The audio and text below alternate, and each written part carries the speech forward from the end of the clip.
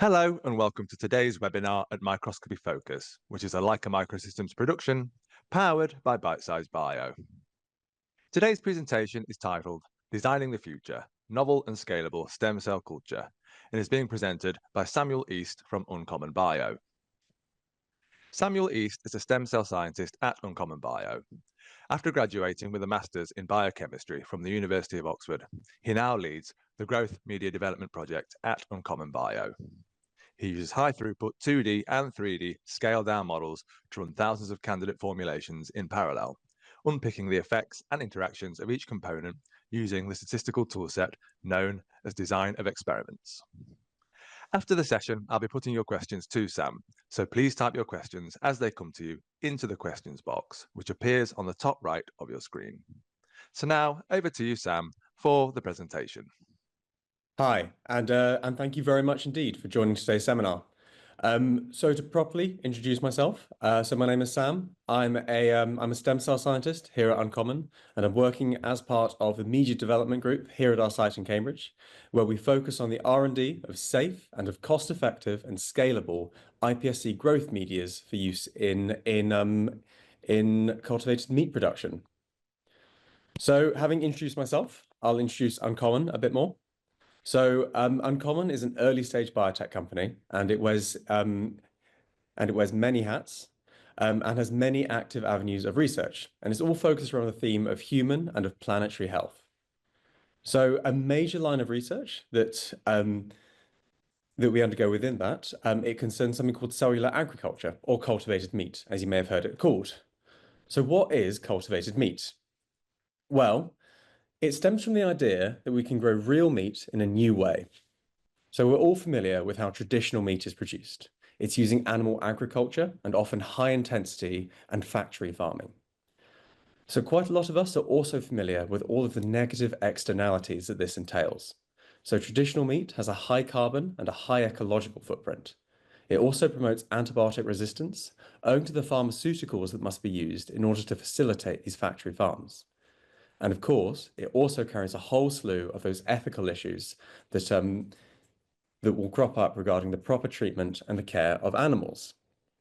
In order to solve those issues, Uncommon is coming at the issue from a fresh perspective. So at our roots, we're a pork company, but we don't rear pigs. Instead, we start off with just the one pig, and we take a minimally invasive sample of cells from that pig in an ethical manner so that we don't harm it. These cells then undergo a process called reprogramming, in which they are converted into stem cells.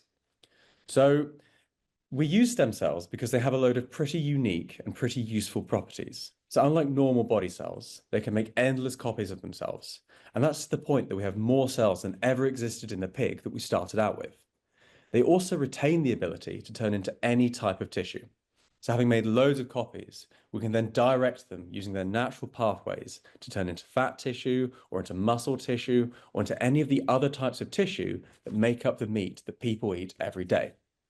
And what this means is that we can produce endless quantities of our uncommon pork belly and bacon without the need for factory farming, and indeed without the need to harm even a single pig. However, there is one caveat. So to grow cells in such large numbers, we need a culture media that's going to be able to support them. We can think of the culture media as kind of the nutrient broth in which the cells are grown.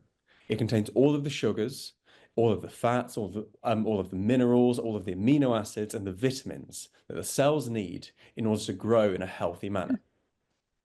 And because we want to grow and feed these cells in such large quantities, we're going to need a very large amount of this culture media. So it needs to be affordable. Now, unfortunately, stem cell medias are usually anything but affordable. So way back in the outset of the company, so from 2018 through to 2021, we had a pretty big problem. So the best performing commercial media for our cells cost about £600 a litre. If you can imagine trying to fill a 10,000 litre tank with this stuff, well, we would have already spent about £6 million and we wouldn't have gotten even onto feeding them yet. So clearly prices needed to come down. And so this is how the Uncommon Media Dev Group was formed. So we had a pretty clear goal. We needed to develop cost-effective iPSC stem cell medias for use with our 3D cultures so that we could have a commercially viable process. And I'm pleased to say that we had some early success. So just 1 year later, we'd reduced costs by about 90%. Our version 1 3D media, it costs about £50 per litre. So still far too much for use in cultivated meat, but for sure heading in the right direction. So by 2023, we'd once again replicated the trick, and we had reduced costs once again by 10 times, and we developed an iPSC growth media that cost us about £5 a litre. So then by early 2024, we hit that crucial £1 per litre milestone. So this had long been considered a benchmark for economic viability within the industry. However, we didn't want to stop there. So by late 2024, our lowest cost formulations were around about the 30p per litre mark. So that's over 1,000 times cheaper than the commercial formulation that we started with. And that's all whilst maintaining high rates of 3D growth, the expression of key pluripotency markers, and healthy cellular morphologies. So how did we achieve this? Well, at the core, we used an approach called DOE, or Design of Experiments. Now, this name is something of a misnomer. So within this context, it doesn't actually refer to experimental design per se.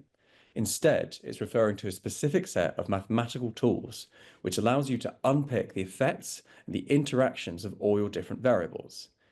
It's perhaps best contrasted to one factor at a time experimentation. So you can see that there on the left. In quite a lot of ways, this is kind of the scientific dogma. It's taught in school as the idea of a fair test. And it's basically the idea that if you've got a system with multiple different variables, then the best way to explore that system is by holding all of the variables constant, apart from the one that you're investigating. So for example, in our system pictured here, we might first explore variable number 1 by holding variable 2 constant and exploring that slice of the system highlighted in green. Having then found an optimal value for variable 1 there, we might then hold that variable constant at that value and explore an orthogonal slice shown there in purple where we only alter variable 2. So this sounds fair in principle, but if you think about it, we'd have only actually explored a pretty small cross-section of our system.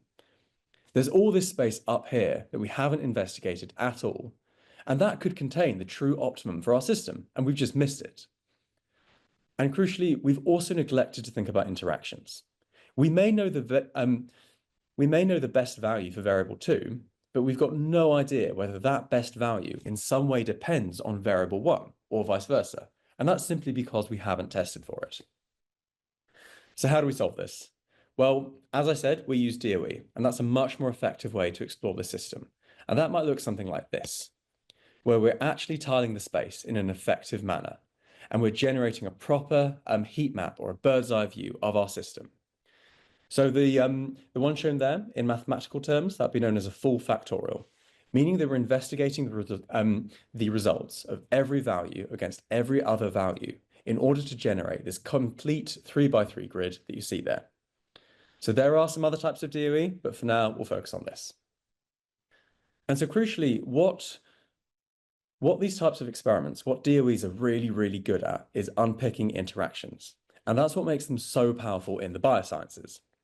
So whereas traditional experimental techniques are often completely blind to these interactions, but we can consider biology at its essence, we can think of that as the study of interactions. Like if we think about it, we have all of these endless variables. So these can be things like the temperature or the pH or the concentration of any one of our media components. And these variables go into this insanely intricate mess of feedback loops and of tangled pathways that makes up biology. So of course they're going to interact. We need to be using a technique that allows us to understand and to quantify those interactions. Now, I'm not going to go too much further into the maths behind DOE approaches. It's a whole field of its own and way more than we can fit into today's seminar. But if anybody's interested in learning a bit more, then I highly recommend this seminar here that Alex Rimmer and Marcus Gashata gave. So Alex is our lead scientist here in the Media Dev group at Uncommon, and he goes into it in far more detail over there. So having set the stage, now let's get on to some actual data. So the first thing that you'll need for any good DOE, indeed for any good experiment full stop, is a reliable and a quantifiable output. So during the development of our 3D medias, we opted to make pretty heavy use of bright field imaging, as it allowed us to generate an unbiased and a whole field view of our 3D cultures.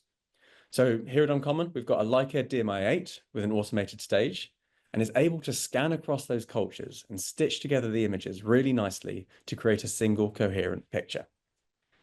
So this image that I have up on screen at the minute, it shows a 3D culture of our uncommon stem cells.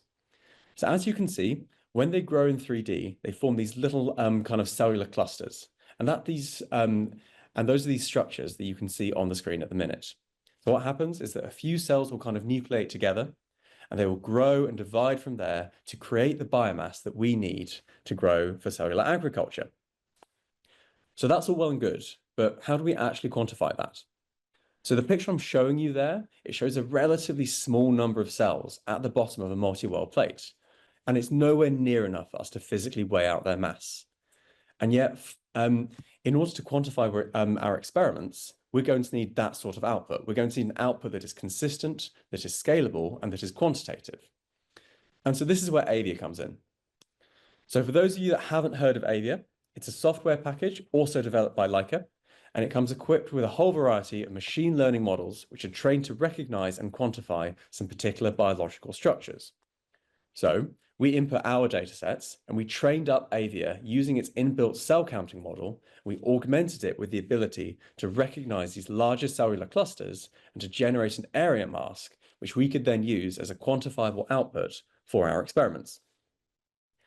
And this scales really nicely. So I mentioned before that the image that I was showing you was from a multi-well plate. And so by dialing in the parameters just right, we were able to scale down these 3D iPSC cultures all the way down to 48 well plates. So here's the result from just one of these plates. So all of these are actually unique images. If anyone wants to pause or zoom in to check, none of these are repeated. The eagle-eyed of you may notice that I said that I was using 48 well plates, but there's only 24 images. And that's because we're not using edge wells. However, this means that just by combining plates, we're able to try hundreds of different 3D media formulations all in parallel. And also we're able to quantify them in parallel. So using the batch processing tools within Avia, once we've trained our models, we're able to simply walk away and let the software do the rest, leaving us with a reliable and consistent and quantitative output for our datasets. So let's tie our process together. So we start off by designing a DOE. I like to use a little bit of software called Jump, but there are many others available. We then need to actually execute that DOE.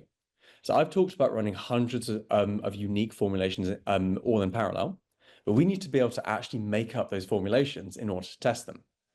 So this is where we make excellent use of lab automation. So we've got a robot called a Dragonfly that's made by SPT LabTech, and that's able to formulate all of these hundreds of unique trial medias within the plates, and it's able to inoculate them with the cultures of interest. So we then use a second bit of software called Synthase to convert our DOE into the instruction sets for the Dragonfly so that it can carry it out. We then incubate the cultures at appropriate shake speeds and temperatures, and that encourages them to form these cellular aggregates. After the right amount of time, usually about 1 or 2 days, we image all those cultures in bright field using the automated stage of our Leica DMI-8. We then output those image data sets to Avia, where we train the machine learning models, and we use them to quantify the visual biomass within our images. And then finally, we return that data set to Jump, and then we iterate. So hopefully the next time around, we can have even better media formulations. So to give an actual case study of how we use this pipeline, I'm going to pick up about halfway through this process. So at this point in our development pipeline, we already had quite a lot of the feedstocks for our uncommon cell lines, and they were all sorted. So at this point, we were focusing back on the growth factor supplements in 3D because those growth factors are crucial to the maintenance of healthy iPSC cultures. Now for this, I'm going to focus on 4 main growth factors, which we knew historically had been pretty effective at supporting our cells. So I'll call them factor A, and factor B, and factor C, and factor D. So we ran this experiment as a 4-factorial study using the pipeline that I previously described. On the left there, you can see the, what's called the design space that we used for this study. So this isn't showing the data. Instead, it's showing all of the unique formulations that we included. As I said, we ran through this pipeline. We're using Avia to quantify our 3D growth for every unique media. And then we modeled this using nonlinear least squares regression in JUMP. Now, I won't go too far into the details of this modeling, because unless you're already a big fan of that, it doesn't make for that engaging a seminar, but I will show you the key takeaways. So on the left here are the results from this study, and I'm showing something called an actual by predicted plot. So each of those dots is showing one of our unique media formulations. On the y-axis, we have how well they actually performed, i.e. what biomass did Avia quantify for them. On the x-axis, we have how well our model would expect them to perform. So if we have a perfect model, then all of the points will lie exactly on that red line. Of course, no model is perfect, so there's always going to be some degree of spread, but this is still a really good fit, and we're able to make some very meaningful conclusions. So firstly, we can see that we've got a group of cultures up here that performed really well. There's still a lot of differences within that study, or within that group of cultures, but overall, all of these conditions formed healthy cultures. So you can see on the right there that they've successfully formed those cellular aggregates, and they're exhibiting a nice, even and rounded morphology. On the other hand, all the way down here, we have the conditions that just completely failed to launch. So visually, you can see that these were all composed of unhealthy cultures or even dead cells that just didn't grow in the way that we needed them to. And even in the first place, they just didn't form those healthy aggregates. So what's the difference? What are the factors that either made a culture thrive or fail? Well, we can take a look at our model to give hints as to what those answers are. So on the right here, you can see the effect summary from our model. This kind of just lists all of the contributing factors in order of importance. Right at the top, we can see that the top 5 terms all concern factor A and factor B and the interactions between the two. So let's plot the heat map, and that's between factors A and factor B. Let's see what that really looks like. So in this instance, red and orange is high growth, and so those are the healthy cultures, whilst blue is low growth and dead cultures. So we can see that just as in our actual by predicted plot, the cultures here are gated into 2 distinct subsets. There's this area of high growth up in the top right here, which corresponds to that population of healthy cultures, and a sort of intersection of poor growth here, where the cultures just weren't viable. So crucially, what we can observe is that the difference between healthy and unhealthy cultures, it didn't come down to either factor A or factor B alone. Instead, it came down to this interaction between the two of them. So within this design space, no matter how much we increase the concentration of either factor, it wouldn't rescue the culture unless the other one was also present too.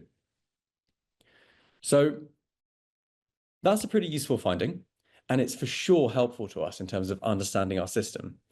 But what we've got there is kind of quite a low resolution heat map. And it's also one that leaves quite a lot of questions still to be answered. So we know that this multivariate cliff, which is acting as kind of a gatekeeper to healthy cultures, we know that that cliff is there, but we don't yet know exactly where the edge of it is. So this will be really important to allow us to access those healthy morphologies without over supplementing and having media costs higher than they need to be. So we wanted to take it one step further, and we wanted to generate this really granular heat map of the system. So whereas before we were only investigating factor A and factor B over 3 levels, in concert with factors C and factor D, we now held C and D as constants, and we just explored A and B in this very high definition way, in 4 factorial over more than 10 levels each. So the pipeline is the same, but what we're using is the Dragonfly here to dispense out all of these unique formulations. We're still using our DMI8 and we're still using Avia to quantify the 3D growth of those cultures.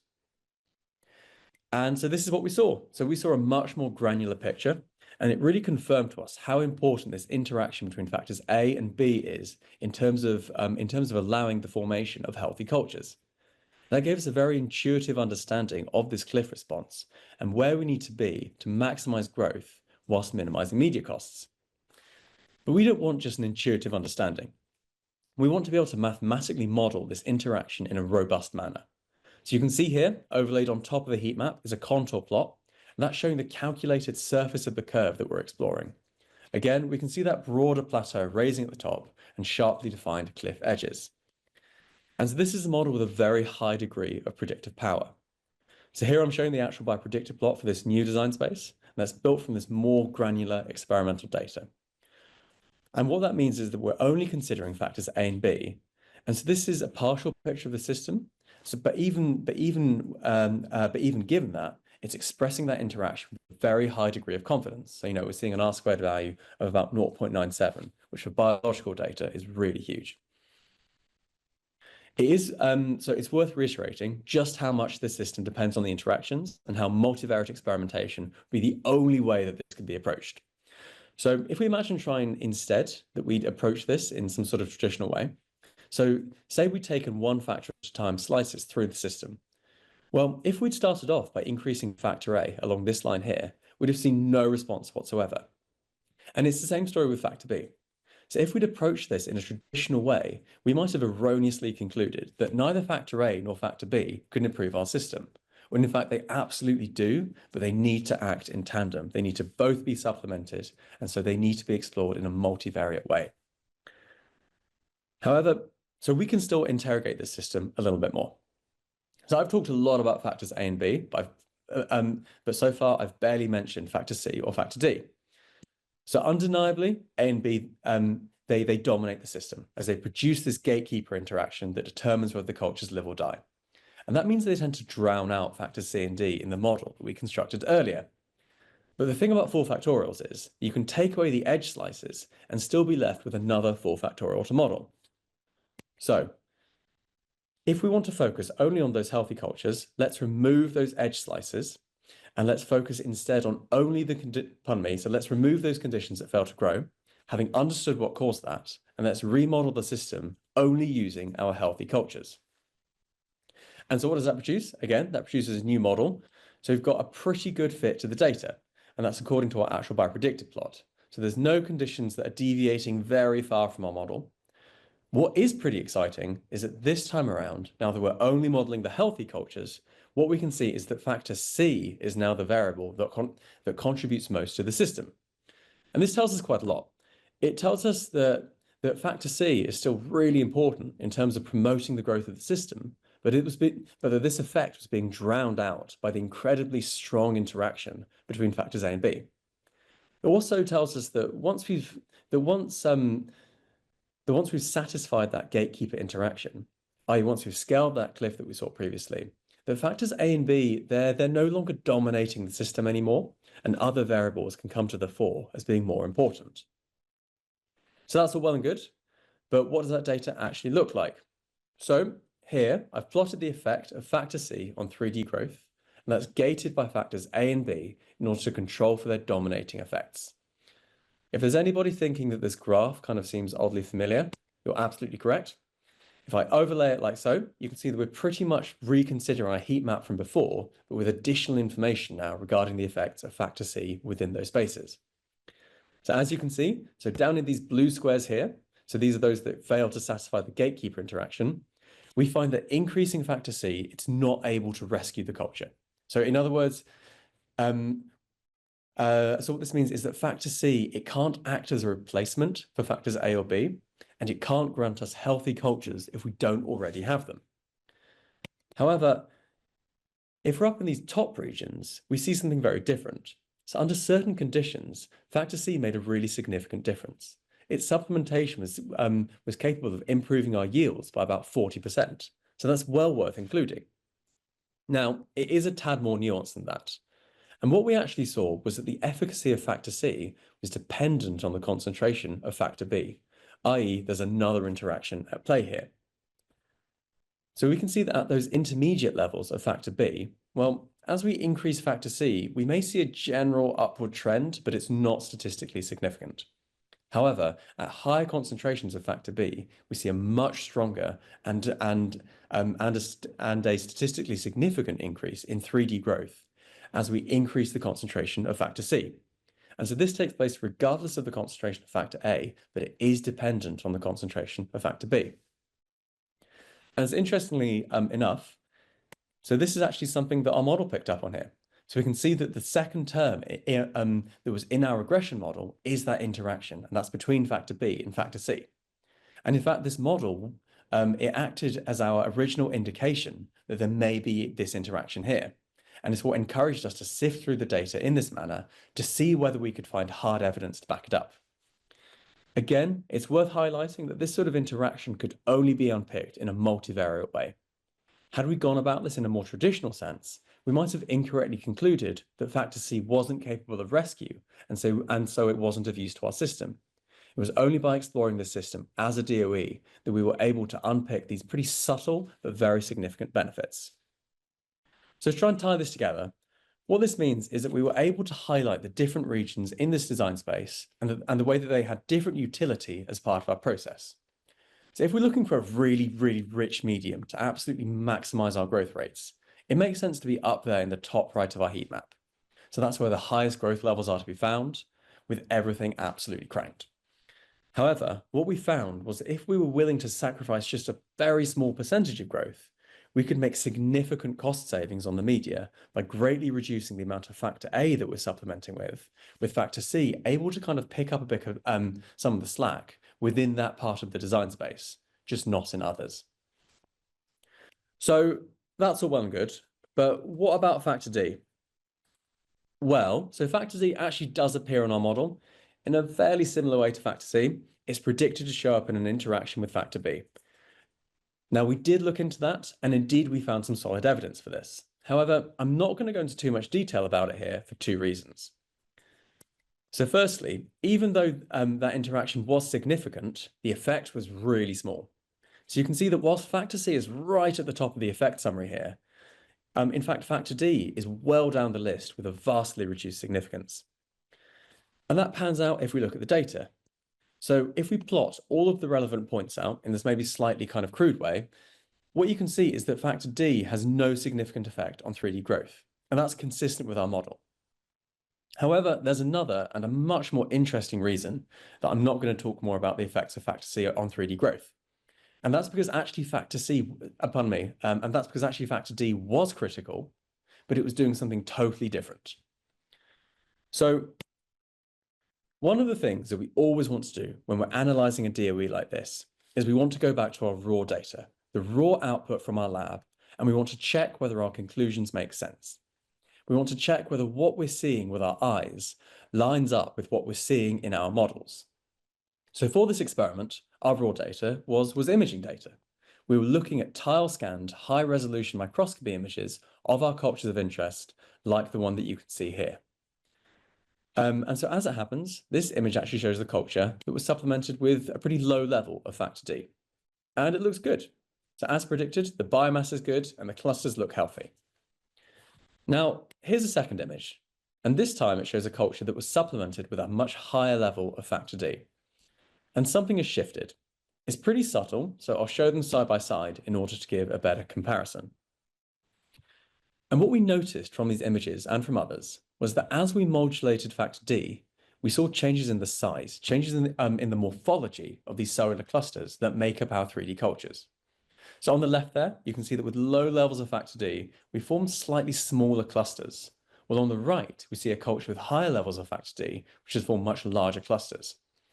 So this led us to hypothesize that maybe factor D wasn't promoting biomass or promoting growth per se. Maybe instead it was important for modulating the morphology of our 3D cultures. But how do we go about checking this hypothesis?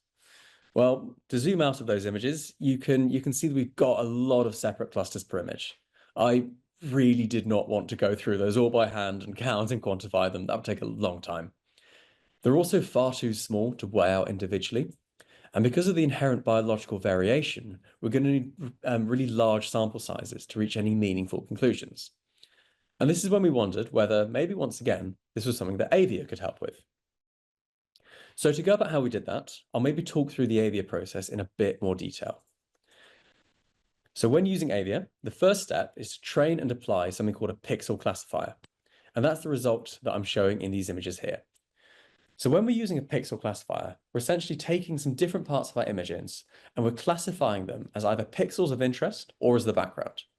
We only need to do this to a pretty small sample. So in this case, I only need to manually give it a few small examples of those cellular clusters from across our 3D culture there, alongside some examples of the background in different parts of the image. And Avia was then able to train up so they could recognize the biomass within our images. And so that's shown in green there. And so to be clear, we're not just applying it to these two images. This pixel classifier was then applied across our entire data set. And we can see that we can then use that fully trained pixel classifier as an input to a more substantial machine learning model that's been pre-trained and comes as part of Avia. So this is known as a recipe. In previous use cases, where we're just looking to model the total biomass in each well, we'd use the cell counting recipe. We'd hone in the parameters so that it was able to really reliably recognize that central field of clusters, whilst ignoring any of the kind of the artifacts or ignoring any detritus that was in the image. So to overlay that result on top of our original images, you can see that it's worked really well and has given us that reliable method to rapidly quantify 3D biomass. But so far, it's not telling us anything about the individual cluster morphology. So to get that info, we had to change the recipe. We had to change that machine learning model that's being used on these images. So even while still using the same pixel classifier, that was all good. What we did was we altered how Avia was then processing that classified image. So we changed our recipe to one that was actually originally developed to quantify and count nuclei, but by tweaking its parameters, it did a great job of also quantifying these aggregates. And so that gave us a feasible and a scalable way to actually be able to investigate this hypothesis. We wanted to know if factor D has a meaningful effect on aggregate morphology, even if it's not having much of an effect on overall growth rates. And the quickest way to approach this was simply to count the number of clusters. If growth is staying the same, but the size of the aggregates is changing, then it stands to reason that the number of individual aggregates must also be changing. And that's indeed what we saw. So to take our two images from earlier, but now fully quantified using this new workflow, we can see that at a low concentration of factor D, we had an increased number of smaller clusters, whilst at higher concentrations of factor D, we had a reduced number of larger clusters. And we found that this tracked in a really significant way all across the dataset. So you can see here, we had a pretty stark and a very statistically meaningful effect, whereby as we increase the level of factor D supplementation, we reduce the number of aggregates that we were forming. At the same time, as we increase the level of factor D supplementation, we increase the average size of those aggregates, so that even though we had fewer of them, we weren't altering our total biomass, as they were far larger. And so what this meant was that we'd successfully identified that factors A and factor B and factor C, they were all extremely important in order to promote growth, but the factor D was important for something else entirely.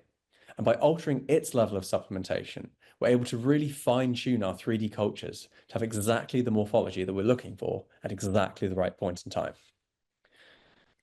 So just to finish off, I've talked a lot today about how we've used these automated and these high-resolution imaging techniques to assess these 3D cultures. So that's both in terms of their growth rates and in terms of their morphology.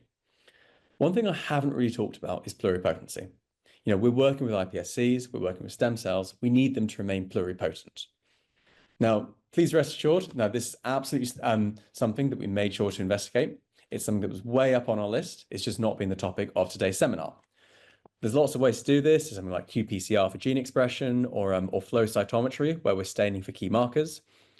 But all of those methods, they just take the population as a whole. What if we wanted to look inside an individual aggregate and examine the expression of key pluripotency markers on a cell-to-cell level? So what we're wondering is whether we could take those high-throughput imaging pipelines and whether we could use them to look inside an individual aggregate. Well, whilst it's possibly a subject for a much more in-depth webinar, maybe another time from Uncommon, but I'm pleased to say that we can. So this image does not show a field, a field of different aggregates, like our bright field image from the previous slide. This image is much higher magnification, and it's showing what's going on inside just one of those aggregates, of which there were thousands in our previous images. So each kind of rounded structure you can see there, it's not an aggregate. It's the nucleus from an individual cell, which has been stained with DAPI. And then the green channel there, it's showing a key pluripotency marker that's been stained via ICC. So the whole image has been deconvoluted using the lightning and thunder process. That's within the LASX software. And it's giving us an extremely high clarity And this allows us to see that nice, even expression of those pluripotency associated proteins all the way across our aggregate. That means that we're confident that our 3D cultures are happy, that they're healthy, and that they're well optimized for use in cellular agriculture. So that's all well and good, but how do we know this actually works? So we can generate these fantastic models, these fantastic medias in scaled down cultures, but ultimately we don't really care about what happens in 48 well plates. It's not useful to us. We care about what happens in scaled up scaled up bioreactors. And so the crucial question is, has this research been able to translate across from those scaled down systems into those large kind of pilot plant scale? Well, I'm really pleased to say that it does. So we handed over these formulations to the bioprocess group here at Uncommon, and they scaled the system up. They sorted the feeding schedules and they got it running at bioreactor scale. And they found that these medias were indeed capable of supporting really high cell densities and really high growth, all the way up to even 100 grams per liter. And they're also capable of maintaining these cultures in their log phase over the long term. And so this really demonstrated the validity of using DOE, using these scaled down cultures as a model of much larger systems so that we can iterate quickly and we can reach the cost and performance metrics that we need to hit. So all that's left to say is thank you very much for joining. I hope it's been interesting. I also want to give a huge shout out to the other members of the Media Development Lab here at Uncommon. So Alex Rimmer and Catriona Jameson. I've been the one presenting today. This was all really very much a group effort, and I've been extremely fortunate to work with such talented scientists. And finally, if anybody would like to find out a bit more, so I'll again leave a link to that seminar that Alex gave with Marcus from Synthase. So this is part of a kind of wider DOE masterclass, a wider DOE masterclass series that goes into much more detail about how to design and how to think about these sort of multivariate experiments. I'll also leave a link there to another seminar that the three of us gave last year, where we go into a little bit more detail about some of the other ways that we've used these techniques. So yeah, thank you very much again.